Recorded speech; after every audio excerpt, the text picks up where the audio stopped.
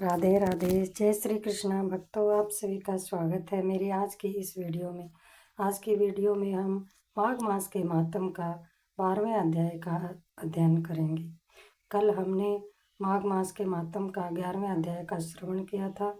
आज के मातम में बताया गया है कि एकादशी का व्रत करने और गंगा स्नान करने से मनुष्य के सभी पाप नष्ट हो जाते हैं और उसे मोक्ष की प्राप्ति होती है। साथ ही उसके सातों पीढ़ियां तर जाती हैं। माता पिता सहित सारे कुल का उद्धार होता है। माघ मास का माहात्म्य सुनने से प्रभु के चरणों की प्रीति प्राप्त होती है और सुख समृद्धि का आगमन होता है।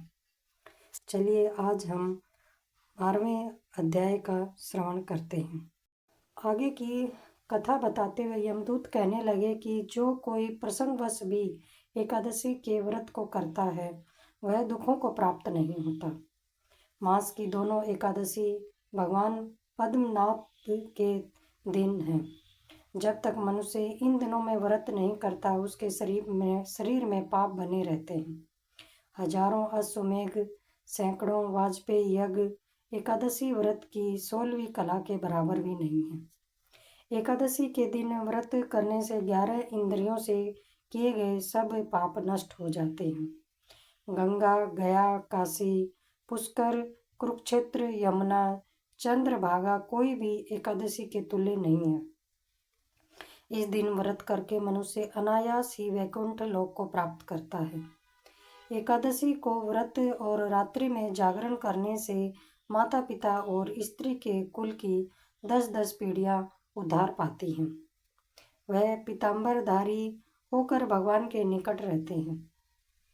बाल, युवा और वृद्धा सब तथा पापी भी व्रत करने से नरक में नहीं जाते।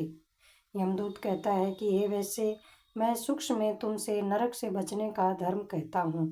मन, कर्म और वचन से प्राणी मात्र का द्रोह न करना, इंद्रियों को वश में रखना, दान देना, भगवान की सेवा करना, नियम पूर्वक वर्ण आश्रम धर्म का पालन करना, इन कर्मों के करने से मनुष्य नरक से बचा रहता है। स्वर्ग प्राप्त करने की इच्छा से मनुष्य गरीब भी हो तो भी जूता, छतरी, अन्न, धन, जल कुछ न कुछ दान देता रहे।